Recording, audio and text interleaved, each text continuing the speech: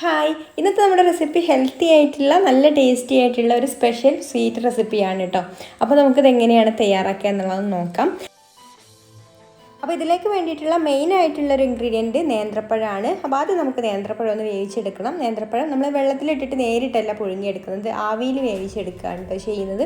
അപ്പോൾ ആവിയിൽ വേവിച്ചെടുക്കാൻ വേണ്ടിയിട്ട് ഇതുപോലൊരു ഇഡ്ഡലി പാത്രം എടുത്തിട്ടുണ്ട്. അതിൽ വെള്ളം വെച്ച് കൊടുത്തിട്ട് അതിൻ്റെ മുകളിൽ തട്ട് വെച്ച് കൊടുത്ത് നേന്ത്രപ്പഴം ചെറുതായിട്ട് മുറിച്ചിട്ട് വെച്ച് കൊടുക്കാം. മുറിച്ച് വെച്ച് കൊടുക്കുമ്പോഴാവട്ടെ ആവിയിൽ വേവിച്ചെടുക്കുമ്പോൾ പെട്ടെന്ന് നേന്ത്രപ്പഴം വെന്ത് കിട്ടുക. ഇനി നമുക്കിത് അടച്ചു വെച്ചിട്ട് ഒന്ന് വേവിച്ചെടുക്കാം. ഒരു 10-15 മിനിറ്റ് കൊണ്ട് തന്നെ വെന്ത് കിട്ടും. അങ്ങനെ നമ്മുടെ നേന്ത്രപ്പഴം ഇവിടെ കുക്കായി വന്നിട്ടുണ്ട് കേട്ടോ. ഇനി നമുക്കിത് എടുത്തിട്ട് ചൂടാറാൻ വേണ്ടി മാറ്റി വെക്കാം. ചൂടാറിയതിന് ശേഷം അതിൽ നിന്ന് ഒരു 3 പീസ് നേന്ത്രപ്പഴം എടുത്തിട്ട് ഞാൻ തൊലിയൊക്കെ കളഞ്ഞിട്ട് ഈ ഒരു ബൗളിൽ ഇട്ട് കൊടുത്തിട്ടുണ്ട്. ഇനി നമുക്കിതിലേക്ക് 1 ടേബിൾ സ്പൂൺ പഞ്ചസാരയും കൂടെ ചേർത്ത് കൊടുത്തിട്ട് ഇത് നന്നായിട്ടൊന്ന് ഉടച്ചെടുക്കണം. ഇങ്ങനെ ഉടച്ചെടുക്കുന്ന സമയത്ത് ഇതിൻ്റെ നടുവിലുള്ള ആ ഒരു നാരുണ്ടല്ലോ, അത് വേണമെങ്കിൽ കളയാട്ടോ. ഇതിൽ കളഞ്ഞിട്ടില്ലെങ്കിലും കുഴപ്പമൊന്നുമില്ല, കളഞ്ഞാൽ നല്ലതാണ്. അപ്പോൾ നന്നായിട്ട് ഇതുപോലെ ഫോർക്ക് വെച്ചിട്ട് ഒന്ന് ഉടച്ചെടുക്കാം, അല്ലെങ്കിൽ മിക്സിയുടെ ജാറിലിട്ടിട്ട് ഒന്ന് അരച്ചെടുത്താലും മതി കേട്ടോ. അപ്പോൾ ഇതുപോലെ ഉടച്ചെടുക്കുന്ന സമയത്ത് ഇങ്ങനെ നാരുകൾ വേർപെട്ട് കിടക്കുന്നുണ്ടെങ്കിൽ അതൊന്ന് മാറ്റി കൊടുക്കാം കേട്ടോ. അപ്പോൾ ഞാൻ പഴം നന്നായിട്ട് തന്നെ ഇവിടെ ഉടച്ചെടുത്തിട്ടുണ്ട്. ഇനി നമുക്കിതിലേക്കൊരു 1/3 കപ്പ് അരിപ്പൊടി ചേർത്ത് കൊടുക്കാം. നമ്മൾ പത്തിരിക്കും ഇടിയപ്പത്തിനൊക്കെ എടുക്കുന്ന ആ ഒരു നൈസായിട്ടുള്ള അരിപ്പൊടിയാണ് കേട്ടോ എടുത്തിട്ടുള്ളത്. പിന്നെ ഒരു നുള്ളു ഉപ്പും കൂടെ ചേർത്ത് കൊടുക്കുന്നുണ്ട്. അരിപ്പൊടി 1/3 കപ്പ് എന്ന് പറഞ്ഞാൽ 5 ടേബിൾ സ്പൂൺ അരിപ്പൊടിയാണ് കേട്ടോ. ഇനി നമുക്ക് ആദ്യം ഇതൊന്ന് മിക്സ് ചെയ്ത് കൊടുക്കാം. എന്നിട്ട് നമുക്കിതിലേക്ക് ആവശ്യത്തിന് വെള്ളം ഒഴിച്ച് കൊടുത്തിട്ട് കുഴച്ചെടുക്കണം. വെള്ളം ആദ്യം തന്നെ ഒന്നിച്ച് ഒഴിച്ച് കൊടുക്കേണ്ട, വെള്ളം കൂടിപ്പോവും. കാരണം പഴത്തിൻ്റെ അത്യാവശ്യം കുറച്ച് വെള്ളത്തിൻ്റെ അംശമൊക്കെ ഉണ്ടാവും. അപ്പോൾ ബാക്കിയുള്ള വെള്ളം മാത്രം ചേർത്ത് കൊടുത്താൽ മതി. നല്ല ചൂടുള്ള വെള്ളം തന്നെ ചേർത്ത് കൊടുക്കുക കേട്ടോ കുഴച്ചെടുക്കാൻ വേണ്ടിയിട്ട്. ഇതുപോലെ 1-2 ടേബിൾ സ്പൂണ് വെള്ളം ഒഴിച്ച് കൊടുത്തിട്ട് ഒന്ന് മിക്സ് ചെയ്ത് നോക്കുക. എന്നിട്ട് കുഴച്ച് നോക്കിയിട്ട് ആവശ്യമുണ്ടെങ്കിൽ മാത്രം വെള്ളം ചേർത്ത് കൊടുത്താൽ മതി. ആദ്യം തന്നെ വെള്ളം ഒന്നിച്ച് ചേർത്ത് കൊടുത്താൽ വെള്ളം കൂടി പോകും കേട്ടോ. അപ്പോൾ ഞാനിതാ 1 ടേബിൾ സ്പൂണും കൂടെ ഇതിലേക്ക് ചേർത്ത് കൊടുക്കുന്നുണ്ട്. ഇത്രയും തന്നെ മതി. ഇനി നമുക്കിത് കൈ കൊണ്ട് നന്നായിട്ടൊന്ന് കുഴച്ചെടുക്കാം. നമ്മൾ പത്തിരിക്കൊക്കെ കുഴക്കുന്നത് പോലെ തന്നെ കുഴച്ചെടുത്താൽ മതി. പിന്നെ നിങ്ങൾക്ക് ഈ വീഡിയോ കണ്ടിട്ട് ഇഷ്ടമായിട്ടുണ്ടെങ്കിൽ ഒന്ന് ലൈക്ക് ചെയ്യാൻ മറക്കരുത്. ഇഷ്ടപ്പെട്ടില്ലെങ്കിൽ ഡിസ്ലൈക്കും ചെയ്യാം. അതുപോലെ തന്നെ നിങ്ങളുടെ അഭിപ്രായങ്ങളൊക്കെ താഴെ കമൻറ്റ് ചെയ്യാം. പിന്നെ ഈ ചാനൽ സബ്സ്ക്രൈബ് ചെയ്യാതെ കാണുന്ന കൂട്ടുകാരുണ്ടെങ്കിൽ ഒന്ന് സബ്സ്ക്രൈബും കൂടെ ചെയ്യണേ. അപ്പോൾ ഞാൻ നന്നായിട്ട് തന്നെ നല്ല സോഫ്റ്റായിട്ട് മാവ് ഇവിടെ കുഴച്ചെടുത്തിട്ടുണ്ട്. ഇനി നമുക്കിതിൽ നിന്ന് കുറേശ്ശെ എടുത്തിട്ട് ഇതുപോലെ കയ്യിൽ വെച്ചിട്ടൊന്ന് നീളത്തിലാക്കിയതിന് ശേഷം ചെറിയ ചെറിയ ബോൾസാക്കി എടുക്കണം. ഏറ്റവും ചെറിയ ബോൾസാക്കി എടുക്കാൻ പറ്റുമോ അത്രത്തോളം ആക്കിയെടുത്തതിന് ശേഷം ഇതുപോലെ ഒന്ന് പ്രസ് ചെയ്ത് കൊടുക്കുക കേട്ടോ. കയ്യിൽ വെച്ചിട്ട് തന്നെ ജസ്റ്റ് ഒന്ന് പ്രസ് ചെയ്ത് കൊടുത്താൽ മതി. അപ്പോൾ കൂടുതൽ വലിപ്പത്തിലാവരുത്. വലിപ്പത്തിലായാൽ അത്ര ടേസ്റ്റ് ഉണ്ടാവില്ല കേട്ടോ. ഇത്രയും ചെറുതായിട്ട് വേണം ചെയ്തെടുക്കാൻ വേണ്ടിയിട്ട്. അപ്പോൾ കുറച്ച് സമയം പിടിക്കും കേട്ടോ ഇതൊക്കെ മുഴുവനും ഇങ്ങനെ ചെയ്തെടുക്കാൻ വേണ്ടിയിട്ട്. അപ്പോൾ ഒരുപാട് ആളൊക്കെ ഉള്ള വീട്ടിലാണെന്നുണ്ടെങ്കിൽ പെട്ടെന്ന് റെഡി ആയിട്ട് കിട്ടും. പിന്നെ ഒരുപാടൊന്നുമില്ല. ഇതിപ്പോൾ ഞാൻ 1/3 കപ്പ് പൊടിയും പിന്നെ ഒരു പഴത്തിൻ്റെ 1/4 ഭാഗമുള്ള എടുത്തിട്ട് അപ്പോൾ നമുക്ക് പെട്ടെന്ന് തന്നെ ഇത് ഇങ്ങനെ ആക്കിയെടുക്കാൻ പറ്റും. ഇനി നമ്മളിത് ആവിയിലാണ് കേട്ടോ വേവിച്ചെടുക്കുന്നത്. അപ്പോൾ ഉണ്ടാക്കി വെച്ചിട്ടുള്ള ഓരോന്നും നമ്മൾ ഇഡ്ഡലി തട്ടിൻ്റെ ആ ഒരു പാത്രത്തിൽ ഒരു ഹോളുള്ള പാത്രം ഉണ്ടല്ലോ, അതിൻ്റെ മുകളിൽ ഇതുപോലെ വാഴയില വെച്ച് കൊടുത്തിട്ടുണ്ട്. അതിലാണ് കേട്ടോ വെച്ച് കൊടുക്കുന്നത്. നേരിട്ട് നമ്മൾ പാത്രത്തിൽ വെച്ച് കൊടുത്ത് വേവിക്കുകയാണെന്നുണ്ടെങ്കിൽ ചിലപ്പം പാത്രത്തിൽ പറ്റി പിടിക്കാൻ സാധ്യതയുണ്ട്. അപ്പോൾ ഇതുപോലെ ഒരു വാഴയില ഉണ്ടെങ്കിൽ വാഴയിലയിൽ വെച്ച് കൊടുത്തിട്ട് നമുക്കിതൊന്ന് സ്റ്റീം ചെയ്തെടുക്കാം. അപ്പോൾ നമ്മളിത് അടച്ചു വെച്ചിട്ടുണ്ട്. ഇനി ഒരു 5 മിനിറ്റ് കൊണ്ട് തന്നെ ഇത് കുക്കായിട്ട് കിട്ടും കേട്ടോ. ചെറിയ ചെറിയ ബോൾസ് ആയതുകൊണ്ട് പെട്ടെന്ന് കുക്കായിട്ട് വരും. അപ്പോൾ ഇത് നന്നായിട്ട് കുക്കായി വന്നിട്ടുണ്ട്. തമ്മിൽ ഒട്ടിപ്പിടിക്കുന്നൊന്നുമില്ല കേട്ടോ. എല്ലാതും നല്ല വേറിട്ട് തന്നെ കിട്ടിയിട്ടുണ്ട്. ഇനി നമുക്കിത് എടുത്തിട്ട് ഒരു പാത്രത്തിലേക്ക് മാറ്റാം. എന്നിട്ട് ബാക്കിയുള്ളതും കൂടെ ഇതേപോലെ തന്നെ വേവിച്ചെടുക്കാം. ഇനി നമുക്ക് മറ്റൊരു സോസ് പാന് ഞാൻ അടുപ്പത്ത് വെച്ചിട്ടുണ്ട്. അതിലേക്ക് 1 കപ്പ് വെള്ളം ഒഴിച്ച് കൊടുക്കാം. ഈ വെള്ളം ഒന്ന് തിളച്ച് വരട്ടെ.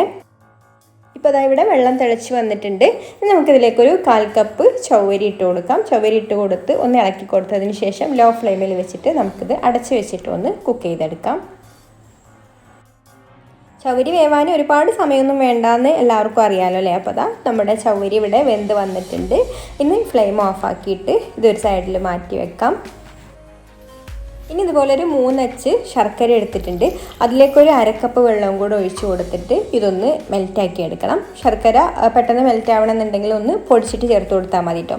ഇതിപ്പോൾ കുറച്ച് മഴയൊക്കെ ആയതുകൊണ്ട് ശർക്കര കുറച്ച് ഉറപ്പൊന്നുമില്ല, വല്ലാതെ ഉറപ്പൊന്നുമില്ല. അപ്പോൾ പെട്ടെന്ന് തന്നെ ഇതാ ശർക്കര ഉരുകി വന്നിട്ടുണ്ട്. ഇനി നമുക്ക് ഫ്ലെയിം ഓഫാക്കി ഇത് അരിച്ചിട്ട് മാറ്റി വെക്കാം. പിന്നെ ഇതാ നമ്മൾ നേരത്തെ എടുത്തതുപോലെ തന്നെ ഒരു 3 പീസ് നേന്ത്രപ്പഴം എടുത്തിട്ടുണ്ട്. ഇത് നമുക്കൊന്ന് ഉടച്ചു കൊടുക്കാം. നേരത്തെ പുഴുങ്ങി വെച്ചിട്ടുള്ള നേന്ത്രപ്പഴത്തിൻ്റെ ആ ഒരു ബാക്കി തന്നെയാണ് കേട്ടോ. ഉടച്ച് കൊടുക്കുന്ന സമയത്ത് ഇതിൻ്റെ ഉള്ളിലുള്ള നാര് എന്തായാലും കളയണം കേട്ടോ. നേരത്തെ നമ്മൾ പിടി ഉണ്ടാക്കാനായതുകൊണ്ട് അതിൻ്റെ ഉള്ളിലുള്ള നാര് കളഞ്ഞിട്ടുണ്ടെന്നെങ്കിലും കുഴപ്പമില്ല. അതിലും ഞാൻ നാര് കളഞ്ഞിട്ടുണ്ട് കേട്ടോ. അപ്പോൾ ഇതിൽ നിർബന്ധമായിട്ടും നാര് കളയണം. അങ്ങനെ നാരൊക്കെ കളഞ്ഞ് പഴം അവിടെ നന്നായിട്ട് തന്നെ ഉടച്ചെടുത്തിട്ടുണ്ട്. എന്നിട്ട് ഇതാ ഇതുപോലൊരു കടായി അടുപ്പത്ത് വെച്ചിട്ടുണ്ട്. അത് ചൂടാവുന്ന സമയത്ത് അതിലേക്ക് ഒരു ടേബിൾ സ്പൂണ് നെയ്യ് ചേർത്ത് കൊടുക്കാം. നെയ്യ് ചൂടായി വന്നതിന് ശേഷം നമുക്കിതിലേക്ക് കുറച്ച് തേങ്ങാക്കൊത്ത് ഇട്ട് കൊടുത്തിട്ട് ഒന്ന് വറുത്തെടുക്കാം. അപ്പോൾ തേങ്ങാക്കൊത്ത് ഇട്ട് കൊടുക്കുന്ന ആ ഒരു ക്ലിപ്പ് മിസ്സായിട്ടുണ്ട് കേട്ടോ. അപ്പോൾ ഇത് വേറൊന്നുമില്ല, നമ്മൾ ഒരു 2 ടേബിൾ സ്പൂൺ തേങ്ങാക്കൊത്താണ് എടുത്തിട്ടുള്ളൂ. അത് ഇതിലേക്ക് ഇട്ട് കൊടുത്ത് ഇതൊന്ന് മൂത്ത് വരണം. ഒരു നല്ലൊരു ബ്രൗൺ കളറായിട്ട് വരുമ്പോൾ, ഈ ഒരു കളറായിട്ട് വരുമ്പോൾ നമുക്ക് കോരി മാറ്റി വെക്കാം. ഇനി ഇതേ നെയ്യിലേക്ക് തന്നെ നമ്മൾ ഉടച്ച് വെച്ചിട്ടുള്ള ഒരു പഴം ചേർത്ത് കൊടുക്കാം. നാരൊന്നും ഇല്ലാതെ ഉടച്ച് വെച്ചിട്ടുള്ള പഴമാണ് കേട്ടോ ഇത്. അപ്പോൾ അത് മുഴുവനായിട്ട് തന്നെ ഇതിലേക്ക് ചേർത്ത് കൊടുത്തിട്ടുണ്ട്. 3 പീസ് പഴം ഉടച്ച് വെച്ചിട്ടുള്ളൂ. നിങ്ങൾക്ക് കൂടുതൽ വേണമെന്നുണ്ടെങ്കിൽ കൂടുതൽ എടുക്കാം. ഇതൊരു 1 മിനിറ്റ് ഈ നെയ്യിലിട്ടിട്ടൊന്ന് വഴറ്റിയെടുക്കാം. എന്നിട്ട് നമുക്കിതിലേക്ക് നമ്മൾ നേരത്തെ അരിച്ച് മാറ്റി വെച്ചിട്ടുള്ള ഒരു ശർക്കരപ്പാനി ചേർത്ത് കൊടുത്തിട്ട് മിക്സ് ചെയ്ത് കൊടുക്കാം. അപ്പോൾ പഴമൊക്കെ ഇതുപോലെ ഒന്ന് കട്ട പിടിച്ച് നിൽക്കുകയാണ്. അപ്പോൾ അതൊക്കെ ഒന്ന് ഉടച്ചിട്ട് നന്നായിട്ടൊന്ന് യോജിച്ച് വരണം. പിന്നെ ഹൈ ഫ്ലെയിമിൽ വെച്ചിട്ട് തന്നെ ചെയ്യാം കേട്ടോ. ഈ ശർക്കരപ്പാനി ഒന്ന് വറ്റിച്ചെടുക്കേണ്ടതുണ്ട്. ഇനി ഇതിലേക്ക് വേവിച്ചെടുത്തിട്ടുള്ള ചവ്വരി കൂടെ ചേർത്ത് കൊടുത്തിട്ട് മിക്സ് ചെയ്ത് കൊടുക്കാം. ഇനി ഹൈ ഫ്ലെയിമിൽ ഇട്ടിട്ട് തന്നെ ഇതൊന്ന് ഇളക്കിക്കൊണ്ടിരിക്കുക കേട്ടോ. ഈ ശർക്കരപ്പാനി ഒന്ന് വറ്റിയിട്ട് വരണം. കുറച്ചൊന്ന് തിക്കായിട്ട് വന്നതിന് ശേഷമാണ് നമ്മളിതിലേക്ക് തേങ്ങാപ്പാലൊക്കെ ഒഴിച്ചു കൊടുക്കുന്നത്. അപ്പോൾ ഞാനിവിടെ ഒരു തേങ്ങയുടെ പാലാണ് കേട്ടോ എടുത്തിട്ടുള്ളത്. അതിൽ 2ാമത്തെ പാലാണ് ഇപ്പോൾ ചേർത്ത് കൊടുക്കുന്നത്. അത് ചേർത്ത് കൊടുത്തിട്ട് മിക്സ് ചെയ്ത് കൊടുക്കുക. എന്നിട്ട് ഇതും ഒന്ന് വറ്റിച്ചെടുക്കണം. അപ്പോൾ നമ്മൾ ഒഴിച്ചു കൊടുത്ത 2ാം പാലും ഇതാ ഇവിടെ വറ്റി തുടങ്ങിയിട്ടുണ്ട് കേട്ടോ. കുറച്ച് തിക്കായിട്ടൊക്കെ വന്നിട്ടുണ്ട്. ഇനി നമുക്കിതിലേക്ക് ചേർത്ത് കൊടുക്കാനുള്ളത് നമ്മൾ പഴം വെച്ചിട്ട് തയ്യാറാക്കിയിട്ടുള്ള ആ ഒരു പിടിയാണ്. അതും കൂടെ ചേർത്ത് കൊടുത്തിട്ട് മിക്സ് ചെയ്ത് കൊടുക്കാം. ഇതൊന്ന് ചേർത്ത് കൊടുത്ത് ഒന്ന് തിളച്ചതിന് ശേഷം നമുക്കിതിലേക്ക് നല്ല കട്ടിയുള്ള, നമ്മൾ ഫസ്റ്റിൽ എടുത്ത് വെക്കുന്ന ഒരു വെള്ളം കുറവായിട്ടുള്ള പാലുണ്ടല്ലോ, നല്ല കട്ടിയുള്ള തേങ്ങാപ്പാൽ, അത് ചേർത്ത് കൊടുത്തിട്ട് മിക്സ് ചെയ്ത് കൊടുക്കാം. ഇനി തിളപ്പിക്കരുത് കേട്ടോ. തിളപ്പിച്ച് കഴിഞ്ഞാൽ തേങ്ങാപ്പാൽ പിരിഞ്ഞു പോവും. അപ്പോൾ ഒന്ന് എല്ലാം കൂടെ മിക്സായിട്ട് നന്നായിട്ടൊന്ന് ചൂടായി വന്നാൽ മതി. ചൂടായി വന്നതിന് ശേഷം ഫ്ലെയിം ഓഫാക്കാം. തേങ്ങാപ്പാലൊക്കെ ചൂടായി വന്ന് ഇപ്പോൾ ഫ്ലെയിം ഓഫ് ആക്കിയിട്ടുണ്ട് കേട്ടോ. ഇനി നമുക്കിതിലേക്കൊരു 1/4 ടീസ്പൂൺ ഏലക്കാപ്പൊടി ചേർത്ത് കൊടുക്കാം. പിന്നെ നമ്മൾ സാധാരണ ശർക്കര പായസത്തിലൊക്കെ ചേർത്ത് കൊടുക്കുന്നത് പോലെ വേണമെങ്കിൽ ഒരു പിഞ്ച് ചുക്കുപൊടി, നല്ല ജീരകത്തിൻ്റെ പൊടിയും കൂടെ ചേർത്ത് കൊടുക്കാം കേട്ടോ. അപ്പോൾ ഞാനിതിലേക്ക് ഏലക്കാപ്പൊടി മാത്രമാണ് ചേർത്ത് കൊടുത്തിട്ടുള്ളത്. ചുക്കുപൊടി വേണമെങ്കിൽ ഒരു നുള്ള് ചേർത്ത് കൊടുക്കാം. ജീരകത്തിൻ്റെ പൊടി ഇതിലേക്ക് വേണമെന്നില്ല കേട്ടോ. നമ്മൾ അരിപ്പായസമൊക്കെ വെക്കുമ്പോഴാണ് സാധാരണ ജീരകത്തിൻ്റെ പൊടി ചേർത്ത് കൊടുക്കാറുള്ളത്. പിന്നെ ഇതിലേക്ക് നമ്മൾ നേരത്തെ വറുത്ത് മാറ്റി വെച്ചിട്ടുള്ള തേങ്ങാക്കൊത്തും കൂടെ ഇട്ട് കൊടുത്ത് മിക്സ് ചെയ്ത് കൊടുക്കാം. അപ്പോൾ ഇത്രയുള്ള നേന്ത്രപ്പഴം വെച്ചിട്ട് നല്ല ഹെൽത്തി ആയിട്ടുള്ള ഒരു പായസം കൂടെ റെഡി ആയിട്ടുണ്ട്. പായസമായിട്ടും അതുപോലെ തന്നെ സ്നാക്കായിട്ടൊക്കെ കഴിക്കാം കേട്ടോ. പിടി ഉണ്ടായതുകൊണ്ട് നമുക്ക് ഇത് കുടിച്ചാൽ തന്നെ വിശപ്പ് മാറും. അപ്പോൾ എല്ലാവർക്കും ഈ ഒരു റെസിപ്പി ഇഷ്ടമായിട്ടുണ്ടാവും എന്ന് വിചാരിക്കുന്നു. അപ്പോൾ നിങ്ങൾ ട്രൈ ചെയ്ത് നോക്കുകയാണെന്നുണ്ടെങ്കിൽ ഒന്ന് ഫീഡ്ബാക്കൊക്കെ അറിയിക്കണേ. അപ്പോൾ ഇനി മറ്റൊരു നല്ല റെസിപ്പിയുമായിട്ട് അടുത്ത വീഡിയോയിൽ കാണാം. താങ്ക്